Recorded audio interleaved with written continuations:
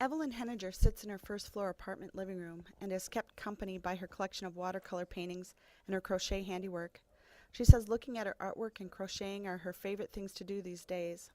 Henninger is under a deadline to finish a lap blanket for a friend at church.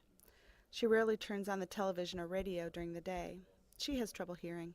She is a part of a growing number of independent seniors aging in place. According to the AARP Public Policy Institute, 70% of seniors spend the rest of their lives in the place where they celebrate their 65th birthday, and almost everyone wants to age in place. That's staying where they have been living, where they feel safe, and where they feel at home. I like to create. I always have, I have more ideas than you could shake a stick at. But a lot of them aren't any good, but once in a while I think up a pretty good idea. The first thing I do in the morning, I go out there and I prop the door open, and I get my paper, and I say a prayer of thanks to God that He brought me through the night. I had a night of restoring health. So that starts my day. The new Social Security generation is the same generation that went to Woodstock. The baby boom is now the senior boom.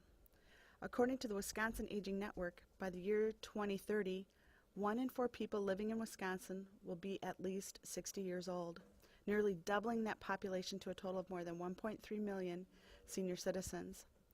The Wisconsin State Agency, charged with keeping tabs on seniors, says the baby boom generation will soon create a staggering demand for support in aging in place. I love to bake, and I give it away. 'Cause I can't, yeah. I bake it, it gets too much for me. So, but I just keep on. There's young people here, we have very nice people here. They're young people, they're working, they're in school, and I always share the baking with them. Henninger was 66 when she moved into her apartment in the early 70s. She says she first lived in the apartment only in the winter months and spent most of her time living on her houseboat near Wabasha. She docked her houseboat and sold it 3 decades ago, but says those were her fondest years. Henninger said she doesn't want a cake or a lot of fuss for her 103rd birthday. She agrees placing candles on top of the cake might not be too safe for everyone, considering how many she needs. If the weather is nice on her birthday, she may go to the senior center or church. If the weather is not so great, she says she is just fine staying home alone.